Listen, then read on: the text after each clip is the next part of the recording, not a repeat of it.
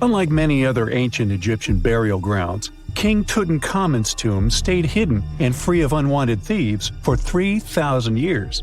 One reason was that the tomb was smaller than average and tucked away in a place called the Valley of the Kings. This area was already being extensively explored by the time they stumbled upon Tut's spot. The entrance was all covered in debris from building a nearby tomb, which must have also helped keep it a secret. There were also zero writings or signs on the outside of the tomb.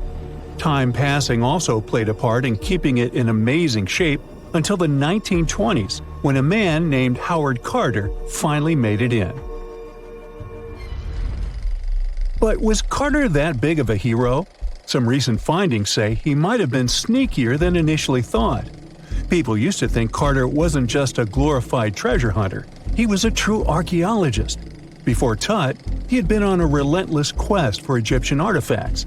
He discovered his interest in these unusual objects when he was a child, and soon started drawing the sculptures and inscriptions that were found in ancient tombs.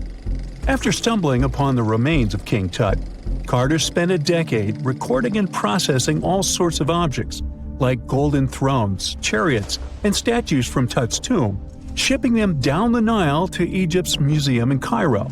Well, at least that was the official story. More recent discoveries claim that not all of the objects made it to Egyptian officials. A secret letter seems to uncover Carter's little 10 for them, 1 for me policy. The letter in question was sent to Sir Alan Gardiner, a philologist and friend of Carter's, dated from 1922. In these writings, Carter mentioned having found the tomb and was asking his buddy for some advice. In another letter from 1934, Gardiner seems to be thanking Carter for an amulet, which was sent to him as a thank you gift. Carter was adamant that it didn't come from Tut's tomb, but evidently it did. Even the British director of the Egyptian Museum was onto Carter's sneaky endeavors, but couldn't prove it. He compared Gardiner's amulet to others from Tut's tomb, and lo and behold, they were a perfect match. Gardiner was so disappointed to have been put in such a sticky situation that he vented to Carter in another letter. Deciding to be a good friend, Gardiner didn't throw the famous archaeologist under the bus. Instead, he advised Carter to take those stolen goods back to Cairo, just like he'd advise you to like this video and subscribe to the Brightside channel for more amazing videos on the most unique topics in history. It's not the only shady piece of information on Carter's post-discovery behavior. In 1947, a man named Alfred Lucas, who used to work with a controversial archaeologist, gave some information in an obscure journal in Cairo. He claimed that Carter sneakily cracked open the burial chamber door himself. Then he sealed it back up like nothing had happened before the official uncovering. Now, why would he do that? Well, the same theory suggests that Carter and his crew might have entered the tomb early so they could get their hands on some ancient goodies. Obviously, these people couldn't risk having such objects sold while they were still alive, but made sure they were auctioned off after they passed. Carter, though, never confessed to anything. He made no official denial either, but the Egyptian government couldn't risk any more mysterious disappearances, so they prohibited him from entering the tomb for a while. Some have connected this apparent stealing to the curse of King Tut. If you've never heard of it, know that it became quite the scary tale soon after King Tutankhamun's resting place was uncovered. It claimed that anyone messing with the tomb of the boy pharaoh would face some serious bad luck. It's not all dramatic like a mummy going on an aggressive spree, but word got out that the people involved in disturbing King Tut's lair met some mysterious, untimely ends.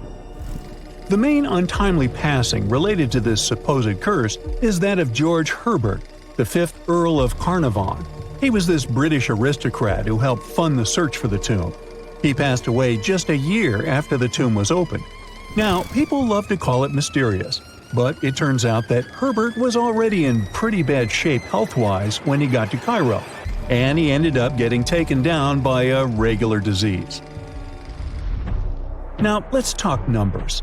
There were a lot of people linked to this tomb opening – security guards, archaeologists, and supporting staff. And sure, a few of them did pass not long after the tomb started receiving visitors. As much as we'd like this curse to be true for the sake of, good storytelling, statistically, if you have a bunch of people connected to opening a tomb, you'd expect some passings just by random chance. The average lifespan for those supposedly targeted by the ancient curse was more than 20 years after the spell was supposed to kick in. Herbert's daughter even lived until the 1980s, that's half a century later. And Howard Carter himself lived until 1935, a solid 16 years after the big reveal. Some have suggested that the whole curse was nothing more than a careful PR strategy. You see, when Tut's tomb was found, Howard Carter wanted to make a priority out of keeping nosy reporters away. So he might have come up with a curse hanging over anyone entering the boy king's resting place. But what was stolen from King Tut's tomb anyway? Well, some jewelry to begin with. It might have been snatched by Howard Carter himself, according to a French specialist. He did some intensive research by looking at old pictures taken from inside the tomb back in the 1920s. He compared those images to various objects from museums and auction houses. He soon started to piece together the whereabouts of some of Tut's jewelry. First up, there's this collar that used to be on Tut's chest. It was all broken into pieces, and some parts went via Carter to the Nelson Atkins Museum in Missouri. Meanwhile, other bits ended up on a necklace owned by some unnamed people who tried to sell it in 2015 but failed. Even the Nelson Atkins Museum agrees, as they've confirmed the information on their website. Then there's a headdress piece. Some beads from it that once belonged to Tut apparently got stolen by Carter too. They were also strung into a necklace and are now being held at the St. Louis Art Museum. Another fancy collar made out of glazed ceramic magic spent some time at the Met, far away in New York. Thankfully, it was sent back to Egypt a bit over a decade ago. This seems to have been, as you'd expect by now, also stolen by Carter. Missing artifacts aside, King Tut still gave a ton of amazing objects that helped us learn more about this incredible ancient culture. Starting with the famous burial mask. It's this massive 21-inch gold art piece with semi-precious stones and glass paste. It weighs 22 pounds and showcases the boy pharaoh with a long beard and a headdress with a cobra and vulture. On the back, there's this spell from an important ancient Egyptian spiritual book that's supposed to make sure it works just as well in the afterlife.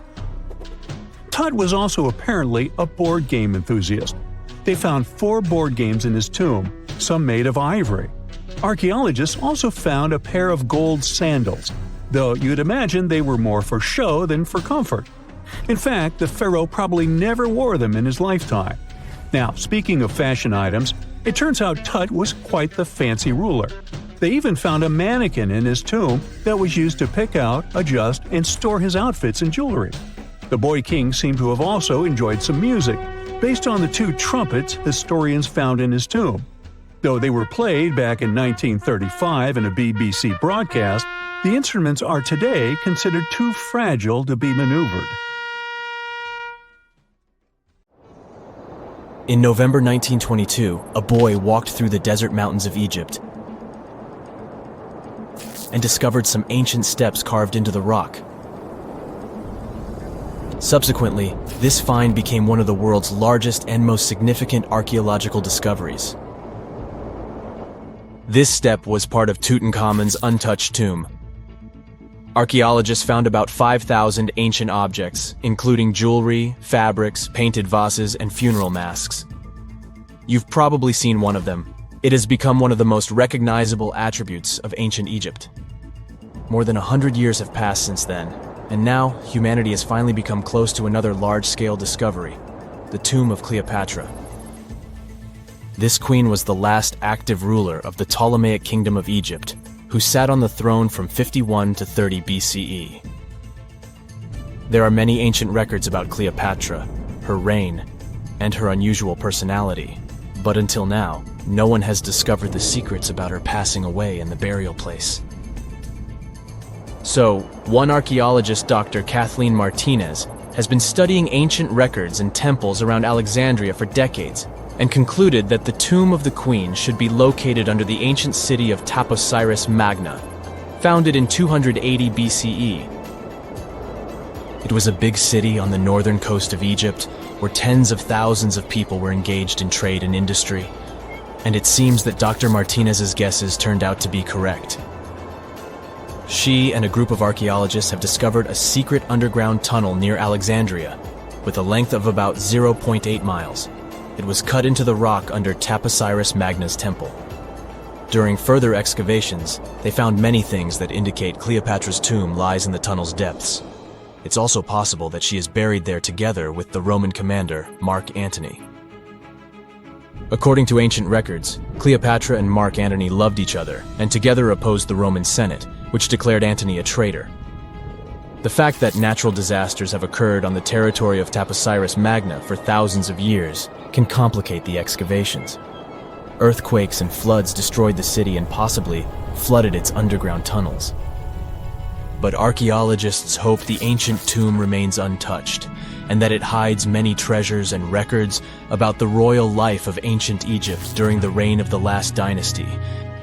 There's a chance that excavations will go underwater and in the mud. This will require much time and funding, but archaeologists are sure it's worth it. Anyway, it's too early to say that Cleopatra is really buried there, but scientists have found many things in the tunnel that confirm this, including clay pots, dozens of coins with the image of Cleopatra and Alexander the Great, as well as a bust with the image of the Egyptian queen. Cleopatra is still one of the most popular personalities in Egypt, on an equal footing with Ramesses III and Tutankhamun.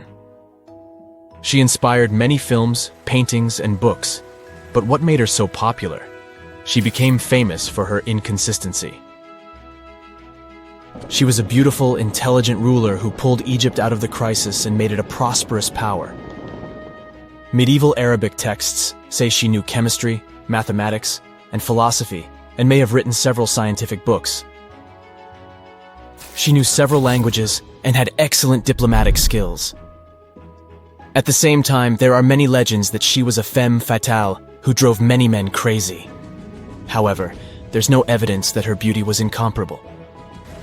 The image of a stunning model was created by Hollywood when it made several films where famous actresses performed the role of Cleopatra. And the Roman Emperor Octavian, the adopted son of Julius Caesar, specially created the image of Cleopatra as an insidious seductress because he was her enemy. Even though she was born in Egypt, Cleopatra wasn't an Egyptian. Her ancestors were Greeks, among whom was one of the generals of Alexander the Great. However, the people of Egypt loved her. She learned the language and was very sensitive to the traditions of this country.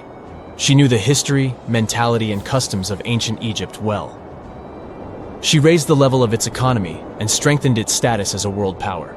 Much of this was made possible thanks to her cunning and impressiveness. She loved theatrical performances and lavish celebrations. She knew how to surprise people and put on a show. But behind the exterior image of a luxury lover was an intelligent and calculating ruler. Ancient Egypt was a rich, luxurious country, and Cleopatra did everything to increase its wealth and strengthen its position in the international arena. For example, she was once in conflict with her brother Ptolemy XIII Odd. The queen knew that she wouldn't be able to resist him, so she decided to attract Julius Caesar to their side. The Roman emperor arrived in Alexandria, where Cleopatra wanted to meet him, but Ptolemy knew about her plans and was about to prevent her from coming to Caesar. Then, instead of a rich and noisy arrival, Cleopatra decided to make her visit inconspicuous. She wrapped herself in a carpet or linen bag the emperor's servants carried into Caesar's private chambers. Cleopatra emerged from the carpet and impressed the Roman emperor with her beauty and determination. As a result, they fell in love with each other and became close allies. After some time, she impressed another influential Roman for diplomatic purposes. She arrived to meet Mark Antony on a golden barge with purple sails and silver oars.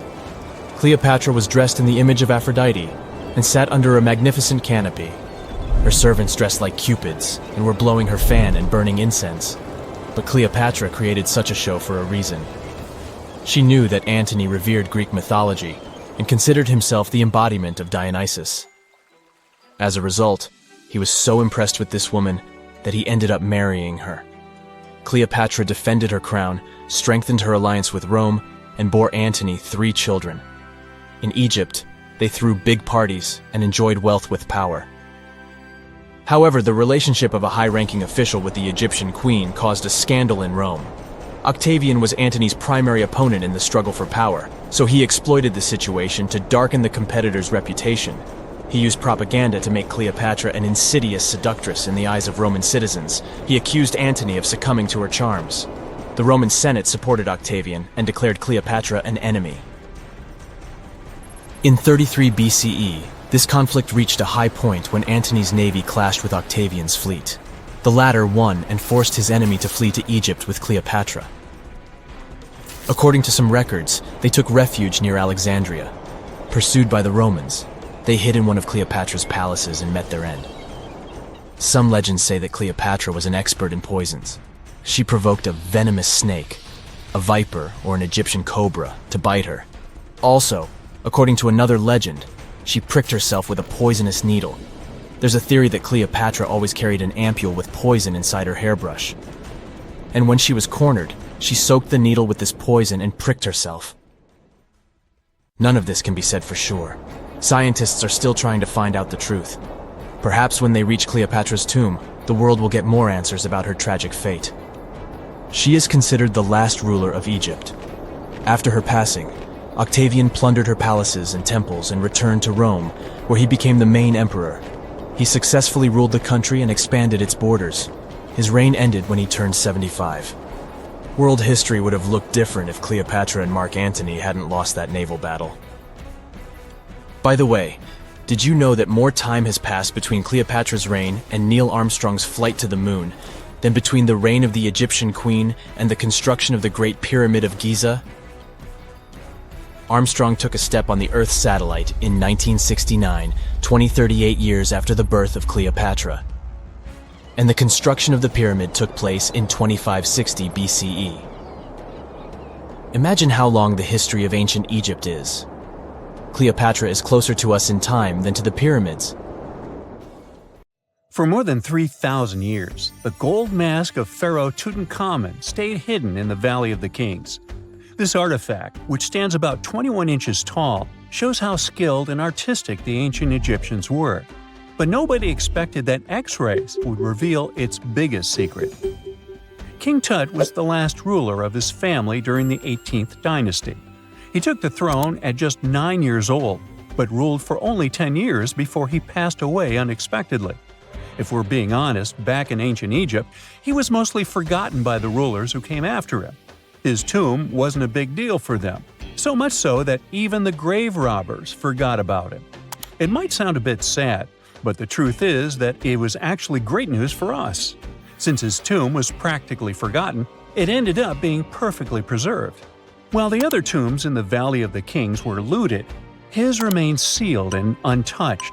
So when it was discovered back in 1922, it had over 5,000 precious objects inside.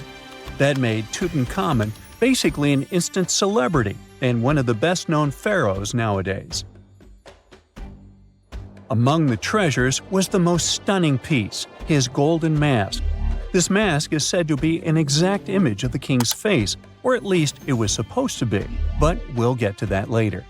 The purpose of this accurate representation of his face was to make sure that his soul would recognize him in the afterlife and return to his mummified body. In ancient Egyptian beliefs, this would allow him to continue living in the afterlife. The details of the mask clearly looked incredibly difficult to create, but people didn't realize how complex it truly was until many years later. The first X-rays of the mask were taken in 1967. Back then, the main reason for these scans was practical – conservation. The mask was heading to Paris for an exhibition, and it was the first time it had ever left Paris. This would help them keep track of any changes during the exhibit. Plus, the images could give clues about how the mask was made, but back then, they probably didn't fully realize just how complex its construction was. I mean, Egyptian goldsmiths didn't use modern soldering techniques, So, how did they make this mask? New X-rays taken in 2007 gave us some answers. It turned out the Egyptians didn't use pure gold, which is 24 carats. The mask was actually made of 23-karat gold, meaning it was mixed with another material. So specialists discovered that the gold sheets contained a small amount of copper, a reddish-brown metal. This was likely done to make the material more flexible and easier to shape. They would then shape the gold sheets by heating and hammering them over and over again. But there was one more secret inside the mask that wasn't discovered until 2015. The year before, the staff at Cairo's Egyptian Museum were working on the mask display when the long beard of the mask accidentally got knocked off. Another theory is that the beard had become loose over time and just fell off. Either way, the fact that King Tut's beard came off caused a lot of stress. After all, we're talking about one of Cairo's biggest tourist attractions, so the experts had to fix the problem quickly. The restoration process started with a detailed recording of the mask's condition. To do this, they had to take a full three-dimensional scan of the artifact. And, by accident, they found something very interesting in the mask. Inside the royal beard, there is a gold tube, an intriguing structure that the Egyptians likely used to attach the beard to the rest of the mask. And that proved, once again, that the process of making this mask was even more complex than experts thought. But the mysteries don't stop there. Remember how we mentioned that the mask was thought to perfectly represent King Tutankhamun's face? Well, that might not be entirely true. Some popular theories suggest the mask was never meant for him and was actually made for someone else. A study published in 2015 suggested the mask was originally made for a female pharaoh, his supposed stepmother, the famous and beautiful Egyptian queen Nefertiti. The biggest clue comes from an inscription on the mask. At first glance, it seemed to belong to Tutankhamun, but after a close examination, researchers noted that something else was actually written underneath King Tut's name. The royal name stamp seems to have been altered, and originally it had something written on it that translates to Queen Nefertiti. There is another feature of King Tut's golden mask that was overlooked for years, which adds even more mystery. As we mentioned earlier, experts believe he wasn't respected much by the pharaohs who came after him. And one of the clues that made archaeologists think this is the pierced ears on the mask. Some researchers believe that King Tutankhamun wouldn't have worn earrings after he was a kid. So, according to their theory, by the time he passed away at 18, he shouldn't have been represented with pierced ears. This could also support the idea that the mask originally belonged to Nefertiti, or maybe to someone who wasn't even connected to King Tut. But the mask isn't the only source of mystery. In fact, his whole tomb is full of puzzles. Recently, historians found a sign that the place where King Tut was supposed to be buried was changed at the last minute. For years, experts wonder why a pharaoh who ruled for 9 years ended up in such a simple tomb. When compared to the grandeur of other pharaohs' tombs, his tomb seemed, well, a bit plain. The idea that a king like Tutankhamun would have such an unremarkable resting place just doesn't match up with the power and importance he must have had in ancient Egypt. So, what happened? Well, apparently, this might have something to do with his successor, Pharaoh I. After King Tutankhamun passed away, researchers believe that I made sure to erase him from Egypt's history. So, one theory suggests that he was probably behind the quick decision to place King Tut's body in a smaller, less impressive tomb. When experts looked at I's own tomb, they found something interesting. There is a large wall covered in painted baboons. This is the same type of artwork found in Tutankhamun's tomb. It seems like the same person might have chosen the artwork for both tombs. Now, the design and decoration of the two tombs are almost identical, suggesting there was a shared hand behind both. But there is one key difference. I's tomb is fit for a king. It's much bigger and more impressive, even though the style and artwork are similar to what you see in Tutankhamun's tomb.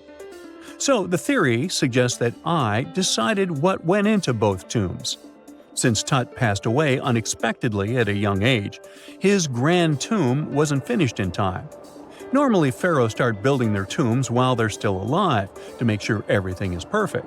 But Tut passed away when he was just 18, so there wasn't enough time. I may have taken advantage of the situation, ordering a smaller tomb for Tut and keeping a larger one for himself. Experts believe this theory explains why Tutankhamun's tomb is so simple and how I managed to wipe his memory from history so easily. But in the end, the story of King Tut's mask and tomb is full of mystery and intrigue. Each new discovery sheds more light on what really happened all those years ago. But one thing is for sure, the secrets of ancient Egypt still have much to reveal, and King Tutankhamun will continue to fascinate people for years to come. When you hear the word mummy, you might get a chill down your spine. That's because most of us associate this word with those creepy characters we've seen in some scary movies. But in reality, mummies have helped us understand a lot about ancient civilizations, their rulers, and about how people used to deal with losing their loved ones. The people most famous worldwide for their mummies are the ancient Egyptians. They believed that some sort of existence after passing away was possible, if certain conditions were met. That's why they insisted on preserving the human body through the process of mummification and placing the mummy in a furnished tomb, kind of like giving it a fully functioning apartment of its own. Why did they believe in this? Well, because they were deeply connected to their natural environment for the most part. They saw the natural cycles around them, like how the sun rose every day, followed by the moon, or how new life was always sprouting from plants, even after they had wilted away. They also believed that the powerful spirit Osiris, who represented the cycle of passing away and resurrection, played a role in this process. To prepare for the afterlife, the ancient Egyptians followed certain rituals, like mummification, which involved using materials like honey, resins, and incense to preserve the body. There's no other mummy more popular than that of King Tut. He was a young pharaoh who ruled over 3,000 years ago in Egypt. The problem with discovering ancient royal tombs is that most of such burial sites were previously robbed.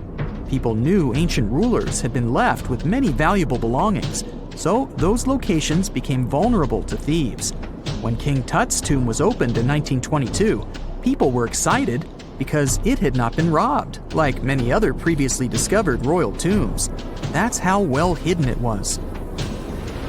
Inside, his mummy was encapsulated in a total of 3 coffins, including one made of gold. The objects found in his tomb showed us what ancient Egypt was like, and studying his mummy also helped us learn about the culture and practices popular at the time when he passed away. We also learned about his family by looking at his DNA. Scientists were able to discover that he had had a disease called malaria and a problem with his foot that might have made it hard for him to walk. Ramses II was another pharaoh in Egypt who ruled for 68 years, which was quite a lot back in the day. He was known for his expansion campaigns and building projects. Many objects from his time as a ruler still exist today, including a large statue of him. Ramses II was about 6 feet tall and lived to be about 90 years old. After looking at his mummy, scientists concluded that he may have had a medical condition that affected his spine. Now, remember those thieves I mentioned before? They are probably the reason why Ramses II ended up in a plain coffin in a secret collection of royal mummies at Deir al-Bahari, which was rediscovered in 1881. Thankfully, archaeologists were able to identify him because his journeys had been recorded on his wrappings. The process was really tedious too. In fact, in ancient Egypt, the mummification process could take a staggering 70 days to complete.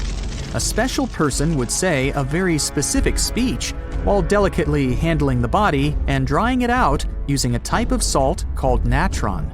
They also used linen and resin to make the body look more lifelike and to wrap it in cloth. The tomb was equally as important for ancient Egyptians. The walls of King Tut's tomb, for example, were adorned with intricate artwork that depicted his journey to the afterlife, from his burial procession to his passage through the underworld. The ancient Egyptians believed that everyone made this journey after passing away, and they filled their tombs with items and paintings to help the person in their spiritual travels.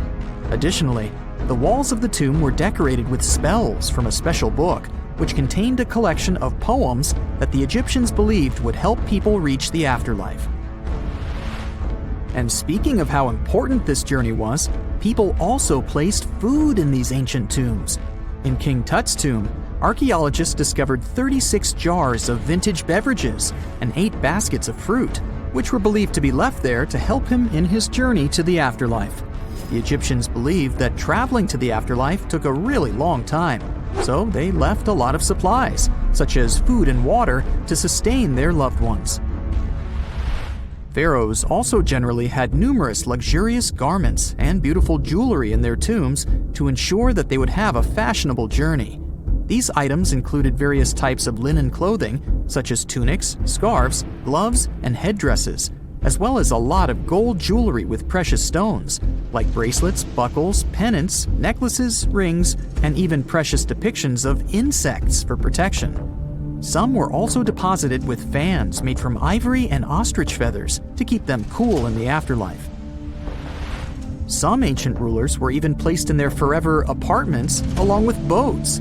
For example, Pharaoh Khufu built the Great Pyramid at Giza as his tomb, and a large ship was found inside. King Tut, however, was buried with multiple boat paddles, but no actual boat. Instead, he had 3 chariots and numerous walking sticks made of precious materials, perhaps indicating he'd rather travel to the beyond by land, not by water. Amongst the most interesting objects found near ancient mummies are bottles of oils and perfumes. If rulers were supposed to be fashionable, why not smell nice too, right? Also, some of them had some ancient kinds of board games, most of them made out of precious materials like gold or ivory. One of those games was called Senet. It was very popular amongst the ancient Egyptians and very similar to modern-day chess. The ancient Egyptians may have the most famous mummies out there, but they weren't the first to invent the procedure. In fact, it all started in South America with an ancient civilization named the Chinurro. As far as we know today, these people were the first to mummify their loved ones that had passed away. They did it somewhere around 2,000 years before the Egyptians started their own rituals. Sure, we can tell a lot about ancient rulers by studying these mummies, but until recently, we had no idea what they really looked like during their lifetime. Not so long ago, though, some very special mummy paintings were found by archaeologists studying ancient Egyptian objects. These mummy portraits are highly detailed paintings of individuals that were made while they were still alive. Such paintings were often painted on wood, as opposed to the classical portraits we all know about, which are painted on canvas. They are known for their realism and beauty, and have even been used by researchers to diagnose diseases by comparing them to the corresponding mummies. Some of these portraits also include depictions of jewelry, which was later found on the mummies. The recent discovery of these mummy portraits in Central Egypt is significant, as it marks the first time in over a century that such paintings have been found. Mummies appeared all around the world naturally, too. Mummification can occur without people intervening because of natural conditions, like extremely cold or hot environments, places with a lack of oxygen, or accidental exposure to chemicals that preserve the body. These conditions don't allow bacteria to grow, resulting in the body remaining more or less intact. Famous Ötzi was one of these mummies. We know today he was a man who lived around 5,000 years ago in Europe. But upon his discovery in the Alps in 1991, Austrian authorities initially believed that he was a modern mountaineer because of how well preserved the body was. However, after the Iceman was removed from the glacier, it was determined that he was actually from the Copper Age. Egyptian archaeologists made an extraordinary discovery near Cairo just recently. Drumroll, please. the most ancient and most complete mummy yet discovered in the country. Yes, they were keeping it under wraps. The 4,300-year-old mummy was found in a group of tombs close to the step pyramid of Djoser, dating back to the Egyptian Old Kingdom. It was covered in layers of gold. The team also found several other tombs, including one belonging to an ancient Egyptian official and another belonging to a secret keeper who had the power to perform special ceremonies. Another interesting tomb was that of a writer, which featured the largest statues ever found in the area. This vast burial site is also home to more than a dozen pyramids and resting grounds. Probably one of the most famous mummies in the world is that of Hatshepsut. She ruled Egypt like a boss for around 20 years, building all sorts of impressive buildings and creating new trade routes. But when archaeologist Howard Carter found her tomb in the Valley of the Kings, her sarcophagus was empty. However, Carter did find 2 coffins in another tomb, one of which belonged to Hatshepsut's wet nurse and the other to an unknown woman. In 2006, a team of specialists decided to investigate whether that mysterious lady was the queen herself.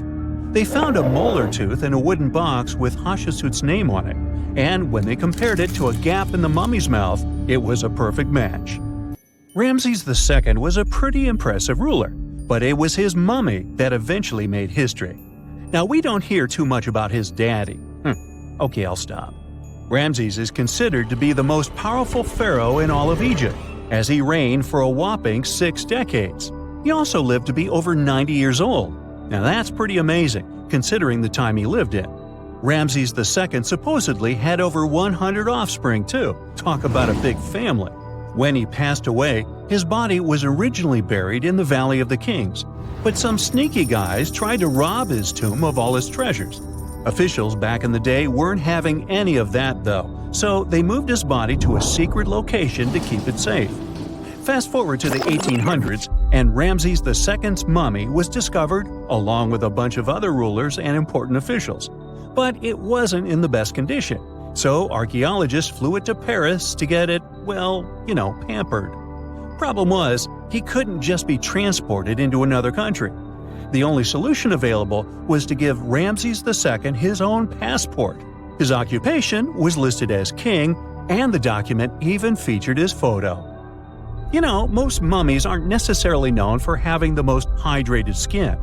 But that of an ancient woman, also known as Lady Di, proves otherwise. No, not that Lady Di. This wealthy lady from ancient times was discovered in an ornate tomb in 1971, and she looked fabulous, if we can say so about a mummy. Thanks to the special conditions in her tomb, like the moisture in the environment and the lack of oxygen, her body was almost perfectly preserved. Her skin was soft, her hair was on point, and she was still flexible.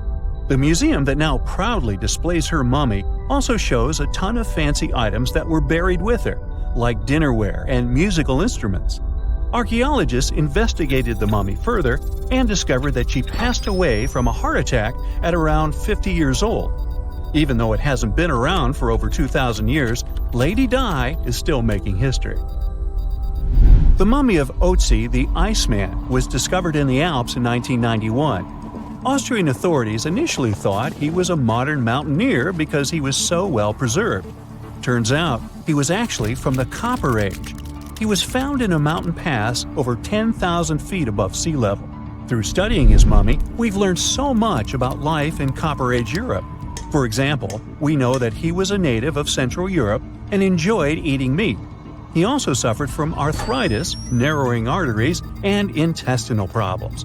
But he likely used acupuncture and medicinal herbs to treat these conditions. And apparently, he was pretty handy with tools.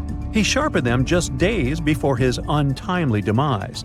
Who knows if he was expecting trouble or just getting ready for some routine work. Now, King Tut and his story is most likely the one that made all mummies famous. This pharaoh passed away at the young age of 19, more than 3,000 years ago. But his mummy is still one of the most well-known in the world.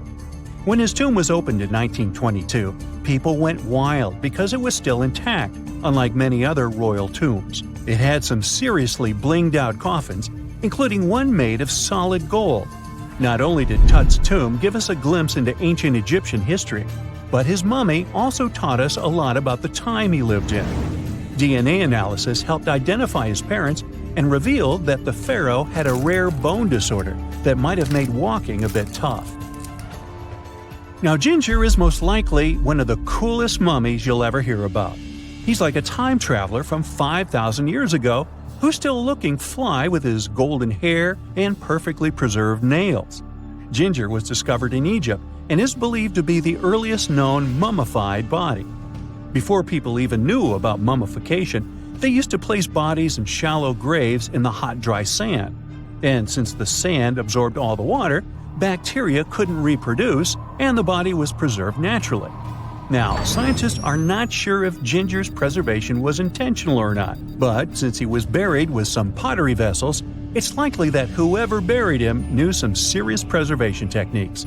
If you want to meet Ginger in person, he's currently chilling at the British Museum. One Dutch art collector bought a statue from Asia and ended up finding a weird discovery.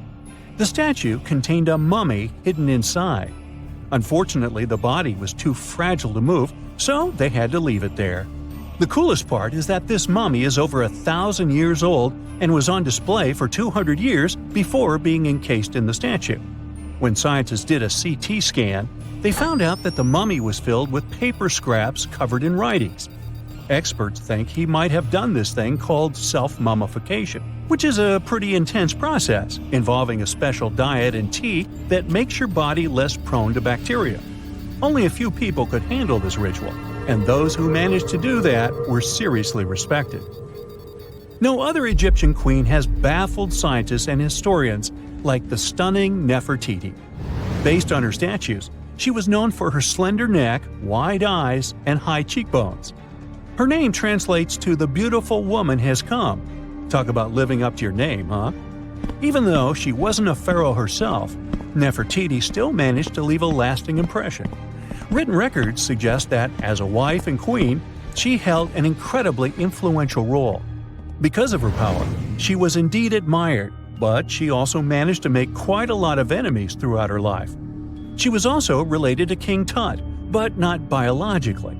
Rather, she was his stepmother. So far, locals have yet to identify her mummy, but that may soon change. A local Egyptologist who has been busy excavating tombs in the Valley of the Kings has found two mummies that he believes could be Nefertiti and her daughter. According to specialists, we may soon finally get a definitive answer about the identity of these two mummies.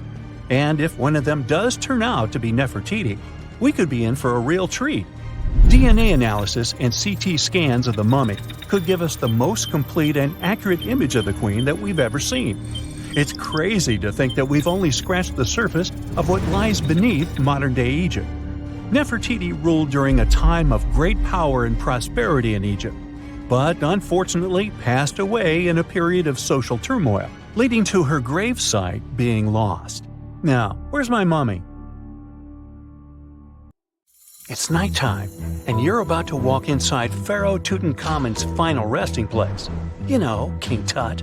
You don't have a torch, but at least you came with a flashlight. You walk down several flights of stairs and observe how the walls are carved in hieroglyphics and what looks like a spell. Those who take anything from this place will be doomed for life, the spell says.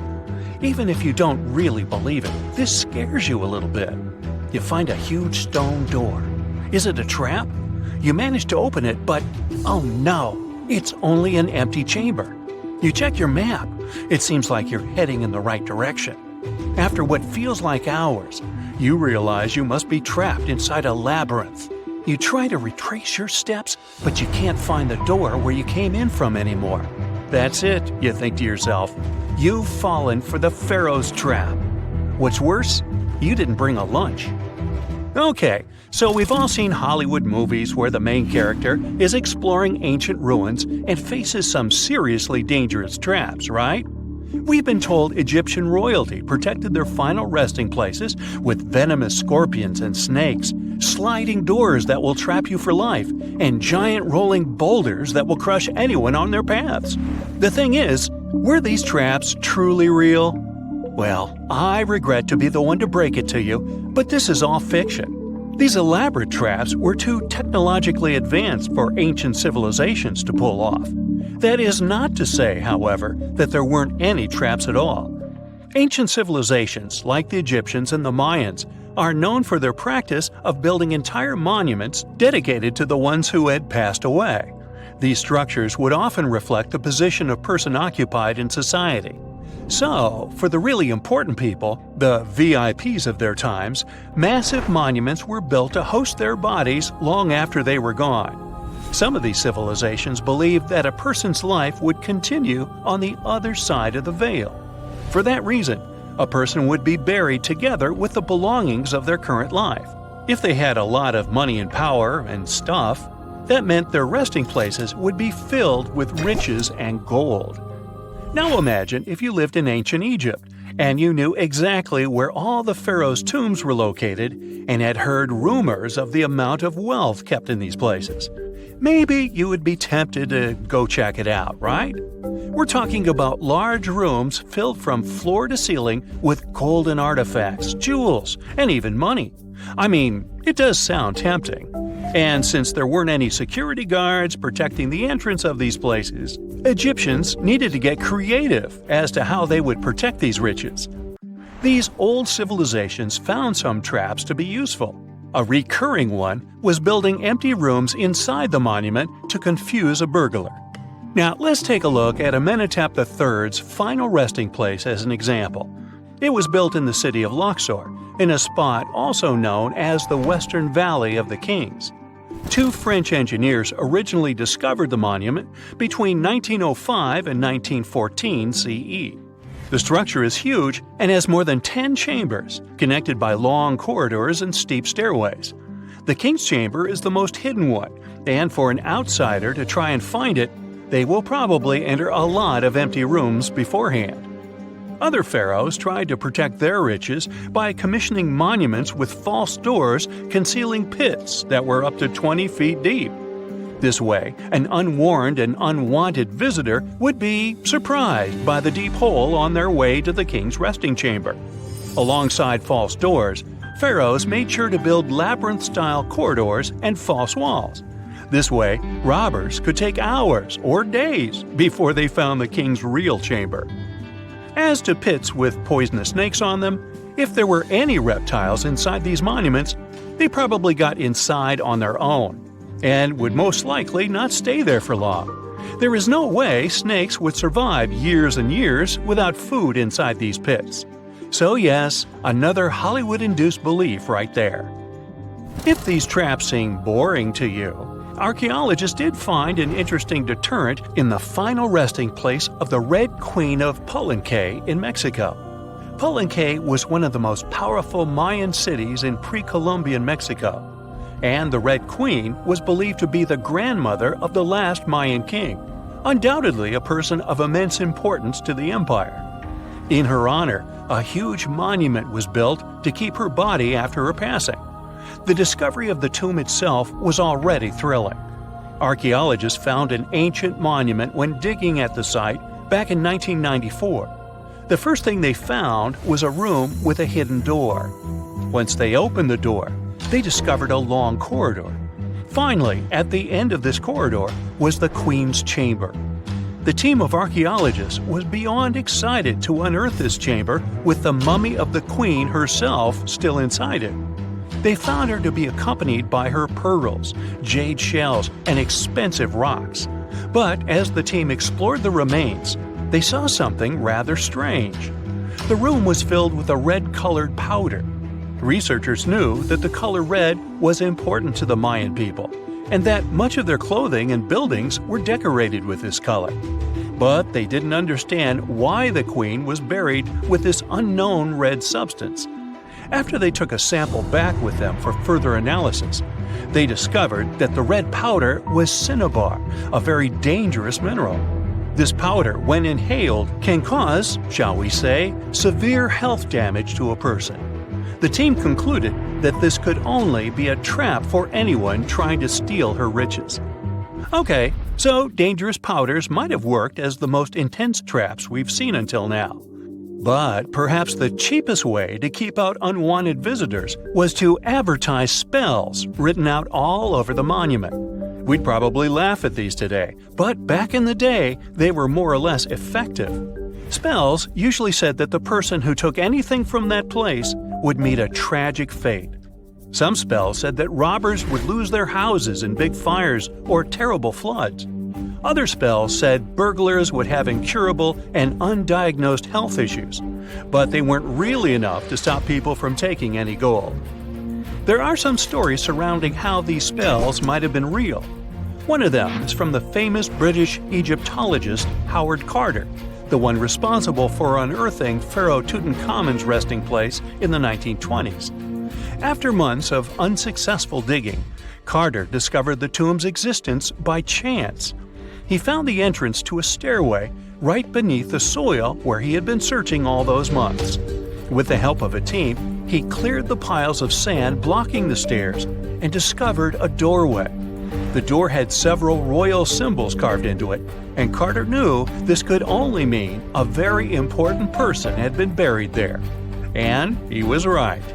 With a chisel, he made a hole in the top left-hand corner of the doorway and lit his vision with the help of a candle.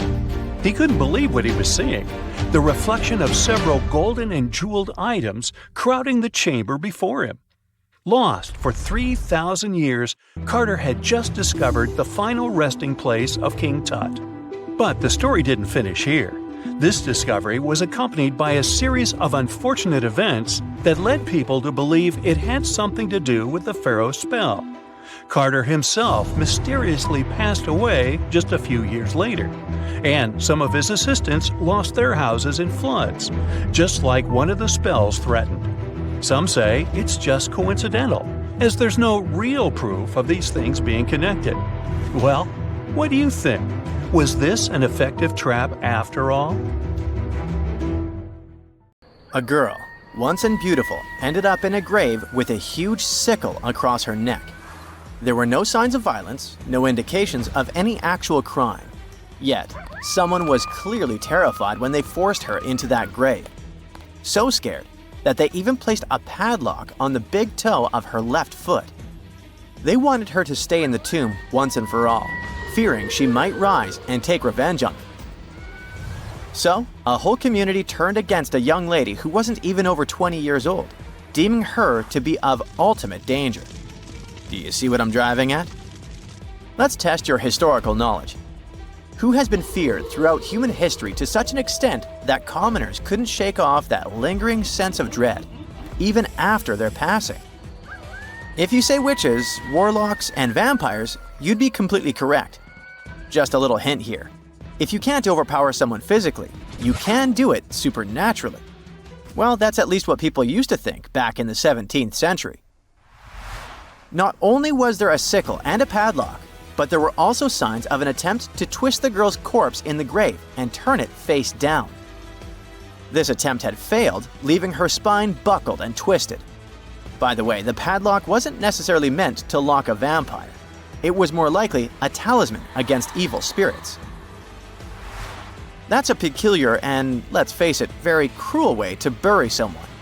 Yet it was a common practice for creating anti-vampire burial sites. The methods for preventing vampires from rising were quite elaborate. First off, let me introduce a term. Anti-vampire graves, known as Revenant graves, date back thousands of years and have been found in various locations across Europe. Europe, you heard that right. Now before you say, hey, vampires are a Romanian thing, Dracula, duh, let me convince you otherwise. They are a part of all European folklore, meaning you can find references to them throughout Europe. With new settlements in America, vampire lore spread there too, eventually turning into the Twilight Saga. These anti-vampire burials are characterized by evidence of precautions taken to prevent those who bit the dust from rising. Such measures could include placing large stones on the deceased's legs or even piercing the body with a lance to fix it to the ground. To be completely safe, they could also consider removing the head from the torso. So, burying the body face down, cutting off the head, and pressing the body with a stone were the methods used to keep someone believed to be a demonic being from leaving the grave. Let's return to the poor lady, or rather, the girl. A couple of archaeologists, Dariusz Poliński and his partner, Magna Durodzka, who happened to be partners in both crime and life, stumbled upon her grave. Strangely, all of her 206 bones remained untouched. Yet no gravestone, no name, nothing. Just a lonely grave on a hill in northern Poland. Poliński, a professor of archaeology, and Zagrodzka began piecing together the story of the woman they eventually named Zosha. Carbon dating suggested she had been about 18 years old and had passed away about 350 years ago during a chaotic time in Poland's history. There is little documentation about this graveyard, which seemed to serve as a resting place for individuals marginalized by the community. Was Zosha a poor girl who had been marginalized because life forced her into the worst situation a lady could face? Not really. As the archaeologists delved deeper, they stumbled upon some hints that indicated she might have hailed from a rich family.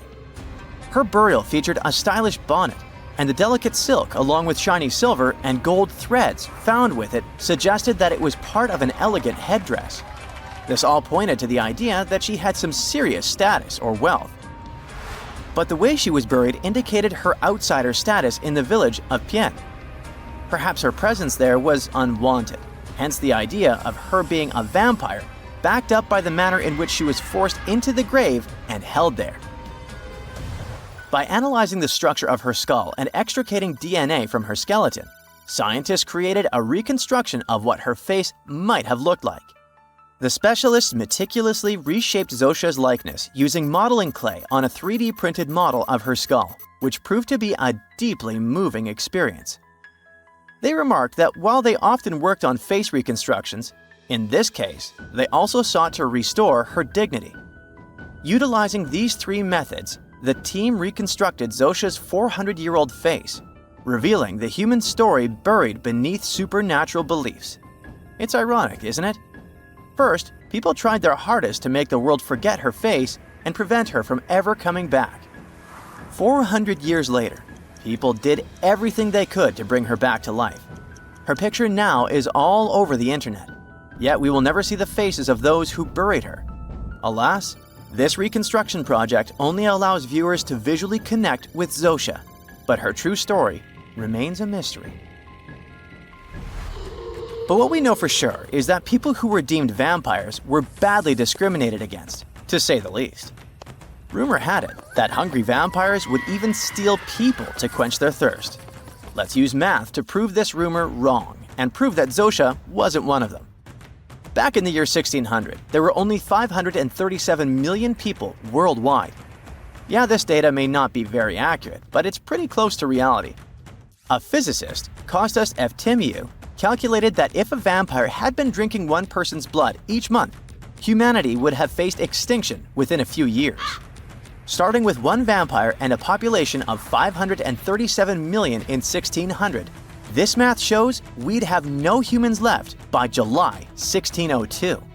But here we are now.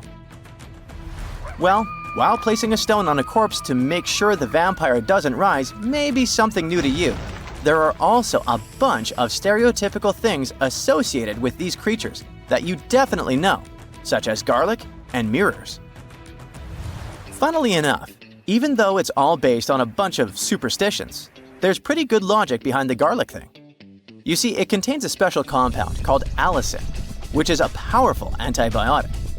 While people back then couldn't know what an antibiotic was, they noticed garlic was pretty effective against various conditions.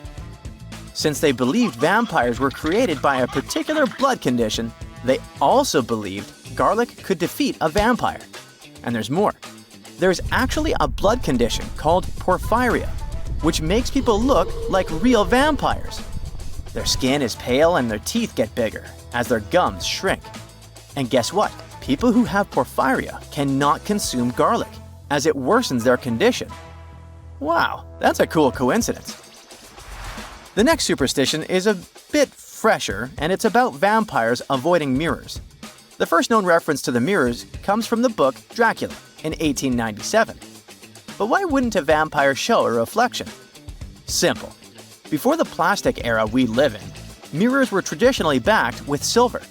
Silver was commonly believed to repel evil spirits, possibly because it has antimicrobial properties. Much like garlic, its healing properties may be what was supposed to scare off a vampire.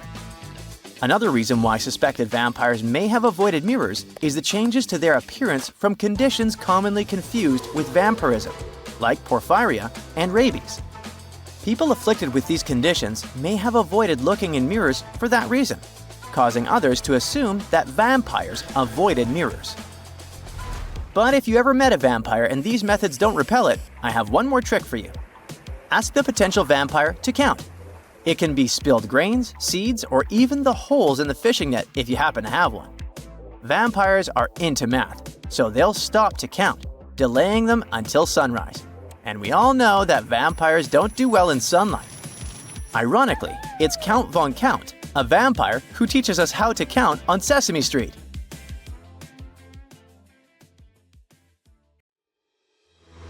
You're way more Neanderthal than you think, at least when it comes to your DNA.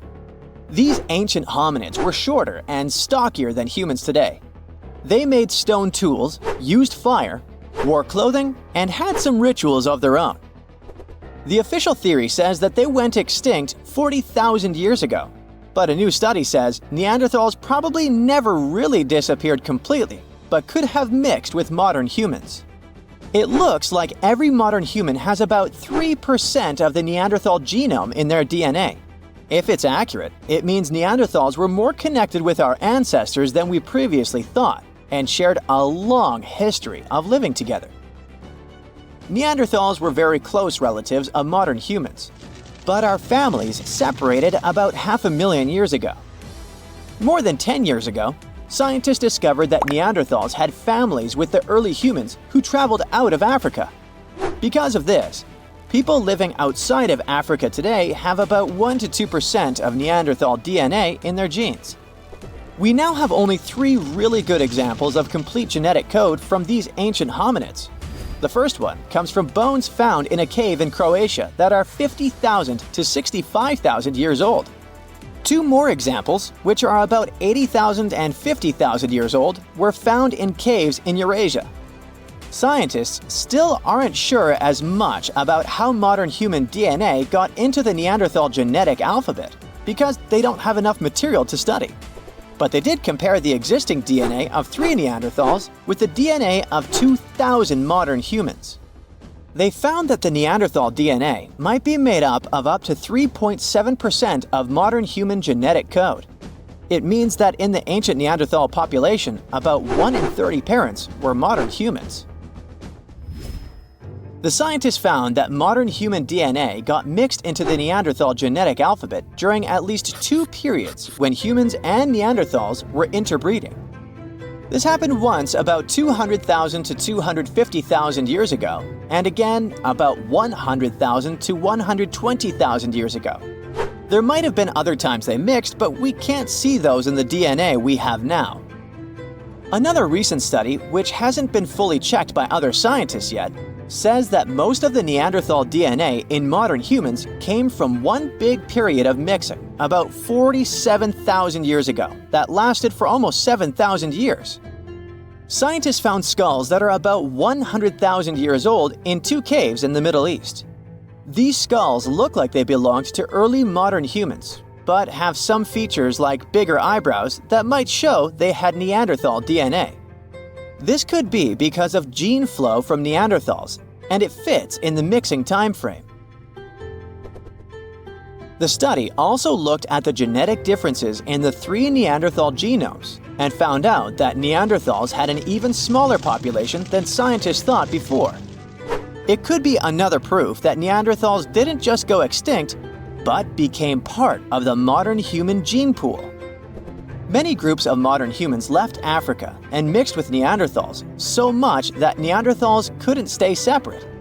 In the future, scientists want to study how modern human DNA affected Neanderthals. This could help us understand if this mixing had good or bad effects on Neanderthals. Neanderthals aren't our only relatives from the past. There used to be at least 9 species of humans on our planet. One of them, Homo habilis earned the nickname handyman because stone tools were found with its remains. It lived in eastern and southern Africa. This early human had a slightly larger brain than its older relatives and an ape-like face. Homo habilis was about 4 feet tall and ate a variety of foods. For a long time, scientists thought Homo habilis was the oldest member of our human family. But new dating methods have shown that Homo erectus, another ancient human, might be older and not related to Homo habilis. Homo naledi is a more mysterious member of our human family, discovered in a South African cave in 2013. It's the only region of the world where their remains were found. They walked on 2 feet, but were also good at climbing trees. They were small, about 4 feet 9 inches tall, weighed around 88 pounds, and had small brains. We don't know much about how they lived since we haven't found stone tools or other cultural evidence. But some scientists think they might have buried their deceased and made cave art. In 2010, scientists found some fossils in a cave in Siberia, but they weren't sure what species they belonged to. These fossils are from a group called the Denisovans, who lived between 194,000 and 51,000 years ago. We don't know much about them because we only have a few fossils. But DNA analysis has shown that Denisovans were closely related to Neanderthals and modern humans. They even had families with early humans, especially in Southeast Asia. There aren't enough fossils to give Denisovans their own species name, but their genes are found in modern humans, which means they might be part of our own species. As scientists study more about Denisovans and fossils in Southeast Asia, we might understand better how different species fit into the Homo family tree. In 2003, they found fossils of a very small human-like species in a cave on the island of Flores in Indonesia. These tiny people lived between 100,000 and 50,000 years ago. They were only about 3 feet 6 inches tall. Scientists think they might have come from another species, Homo erectus, and became smaller over time because they lived on an island with limited food. Because of their small size, they're often nicknamed hobbits. Around 40,000 years ago, Homo sapiens, yep, that's us, were the last humans left out of many different kinds of human-like species that walked on 2 legs. So, the logical question is, what happened to the others? And what did we have to do with their disappearance? Some scientists think we survived because our offspring lived longer, or because we were better at handling changes in the weather. Others think we might have competed with other human species, or maybe mixed with them and shared genes. About 300,000 years ago, the first Homo sapiens lived in Africa. They didn't look exactly like us, but they were more similar to us than other early humans. They had tall, round skulls with almost straight foreheads. Unlike Neanderthals, they didn't have thick brows or jutting jaws like Homo naledi. They also had chins, which no other early humans had, though we still don't know why. Homo sapiens lived in bigger groups and had more genetic diversity compared to other early humans. This helped us in many ways, not just in staying healthy. Having big social networks across different places was like having a safety net. If we ran out of food or water, we could go to other groups we were connected to, and they would help us because we weren't strangers, we were family. These big networks also helped these early humans share new ideas and inventions. A big simulation showed that later species of humans could live in many different environments because of these wide networks and the ability to adapt. We know that Neanderthals were really smart, but Homo sapiens might have been just a little bit smarter.